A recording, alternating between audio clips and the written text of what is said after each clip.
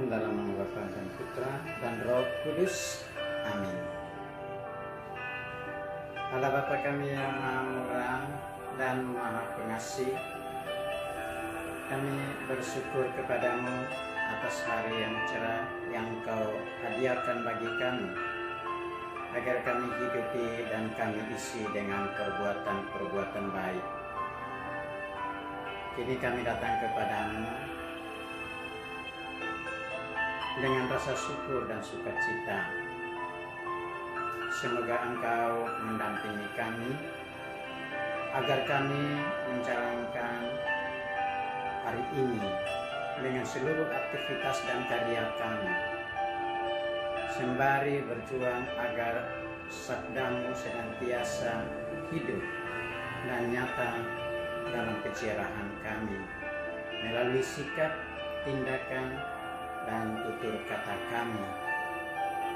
Semoga kami sungguh diayomi dan dicahayai oleh sabdamu, sehingga hidup yang terberi dan dianugerahkan kepada kami sungguh kami jalani dengan penuh bakti, dengan iman yang kami miliki kepadamu.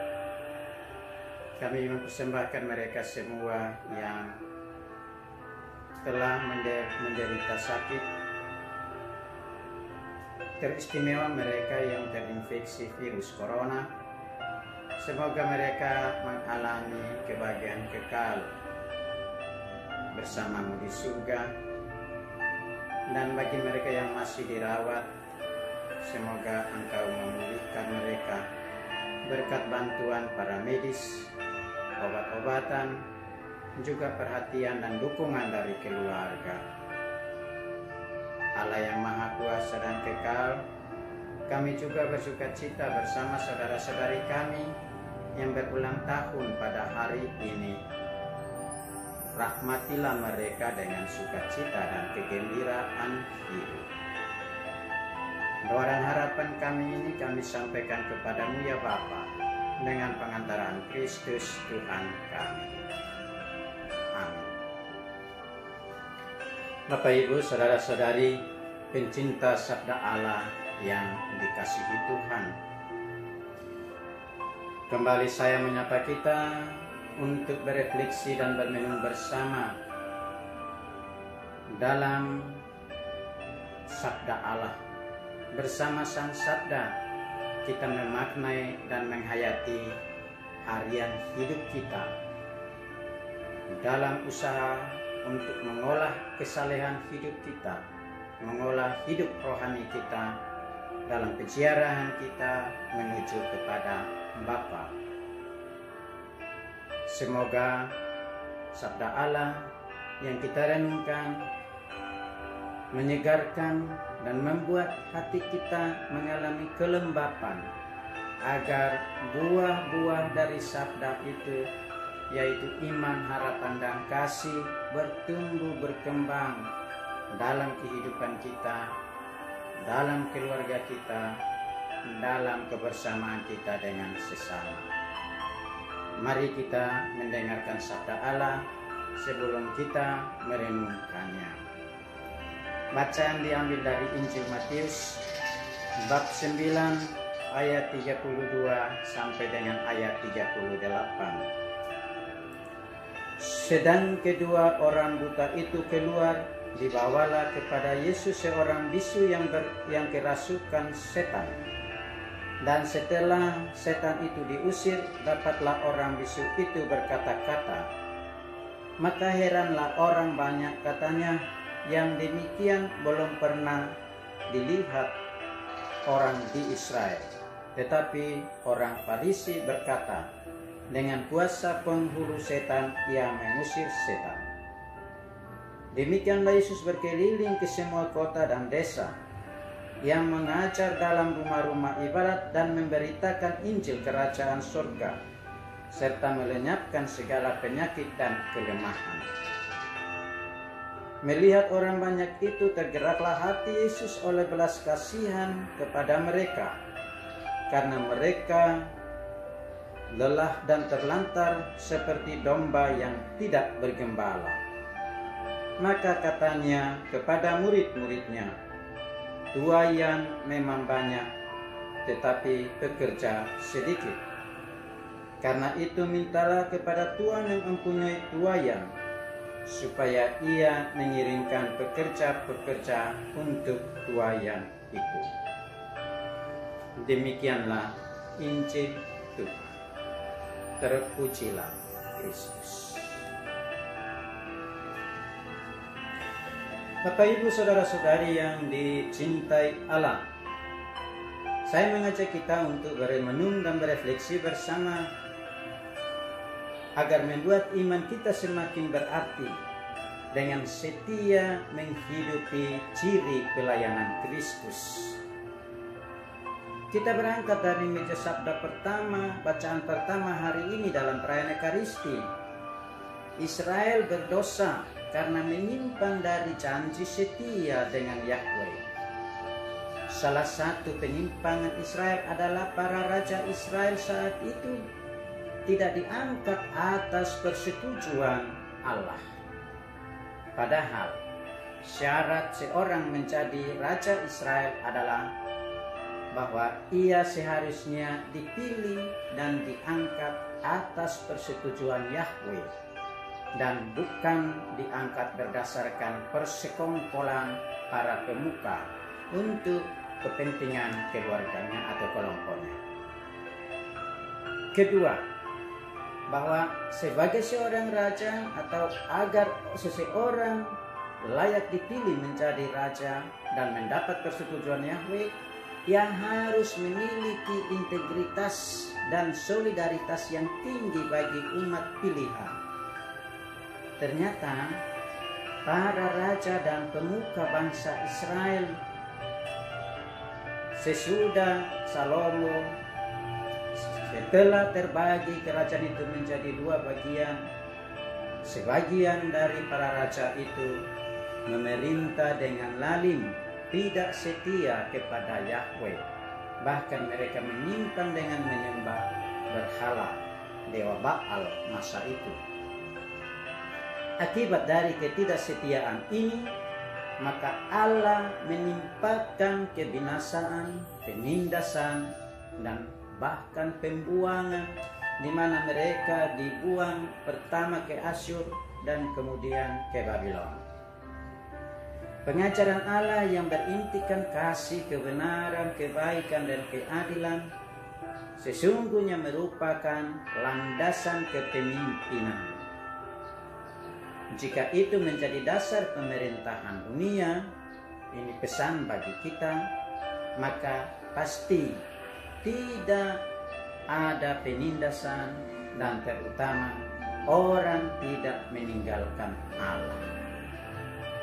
Kita semua dipanggil atas kepemimpinan model ini, yaitu menjadi hamba Yahweh yang setia pada perjanjian melalui talenta kepemimpinan yang anugerahkan Allah kepada kita demi kepentingan sesama.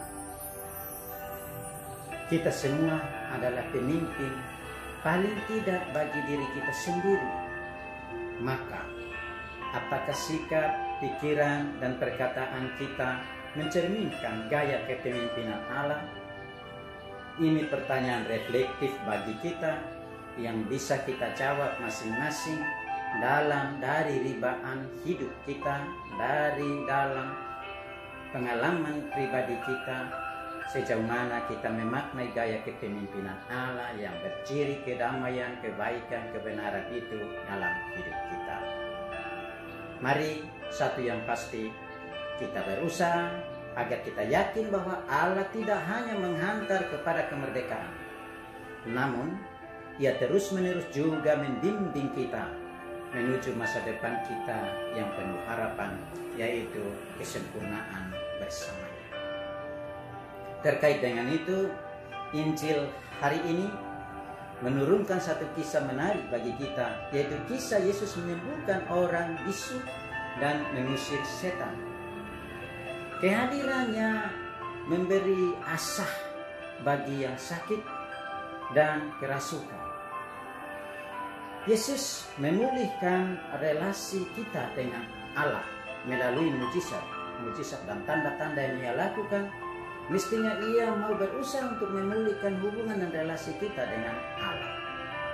Ia mengharapkan iman, bahwa kita memiliki iman sebagai tanggapan atas pewahyuan dirinya melalui karya dan pekerjaan-pekerjaan yang Dia lakukan. Mujizatnya mau menunjukkan kepada kita bahwa Ia memiliki kuasa yang mengatasi segala kekuatan, termasuk juga kuasa atas setan, sehingga orang menjadi sembuh dan sehat. Saat itu setan dianggap sebagai sumber segala penyakit.